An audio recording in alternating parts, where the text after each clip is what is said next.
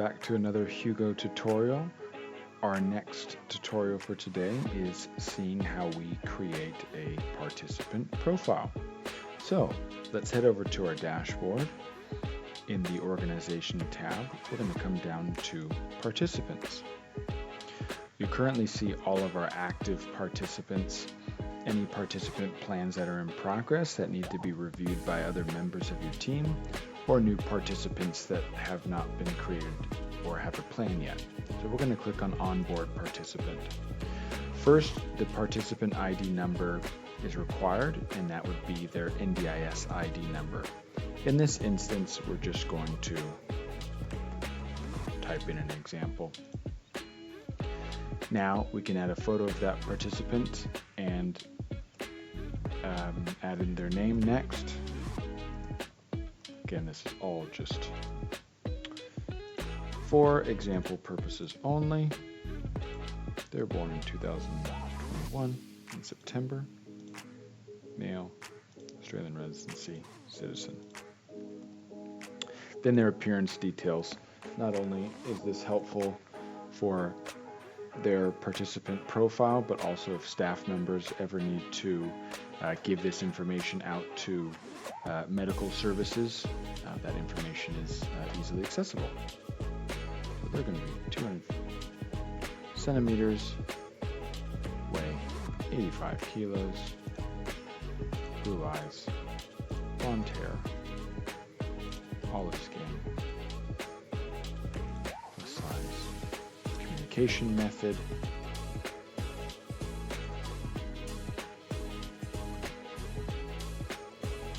any identifying features,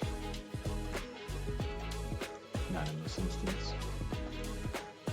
The participant level, so this helps with funding, so are they high intensity or standard? And what type of rostering?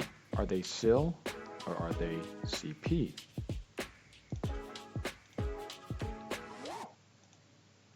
Any description that you'd want to add about that participant, you could put here, but we're not going to do that for this moment. Then the next stage would be to add them to a property or a vehicle if you have those assets, which would live under the Maintenance tab. Right now we don't have any properties built for this example for this client, so we're just going to skip that. And now your participant has been set up. So now we go back and start to create their plan. So when does their NDIS plan start? Again, just for example purposes, we're going to say it starts on August 4th,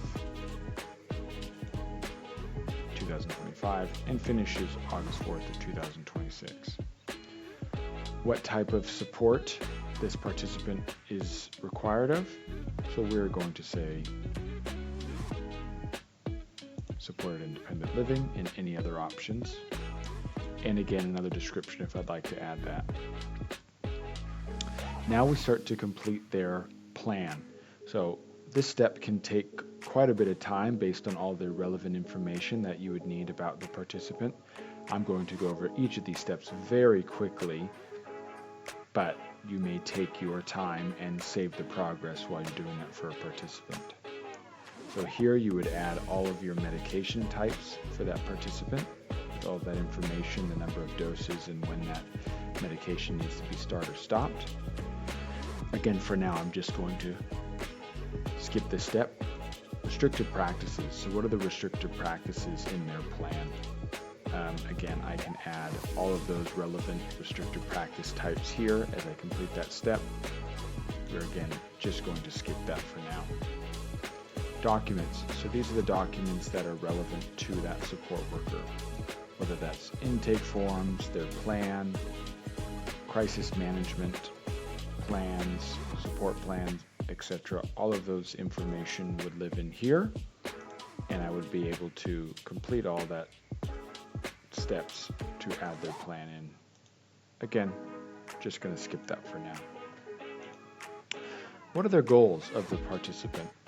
So adding those goals in here not only allows you to track that and ensure that those goals are being achieved, but also helping the support workers on shift understand what goals you're looking to support for your clients. Again, no goals to add for this example. Behavioral insights, likes, dislikes, triggers, warnings, do's and don'ts. This helps with support workers on staff, but also on-call staff understand how they could be supporting a client on shift with that relevant information, quick and easy to access. So again, we're just going to skip that step. And the stakeholders. So who are the people who need to be contacted, whether there's an incident or positive news that needs to be shared? We want that information so that it's quick and accessible to the relevant people on your team. Again, in this instance, no stakeholder to add. And now I'm going to submit that for approval. After I submit that for approval, I select who on my team should be reviewing this. And in this instance, Kelly would get a notification on her HuGo account to review the plan. Now I see that Cal's plan has moved to in progress. What happens here is that from Kelly, the operations manager who got this notification, they would review all the information that's been put in about the plan, and if it's approved, they would be able to approve the plan, and then Cal would come to an active participant within your organization. Thanks.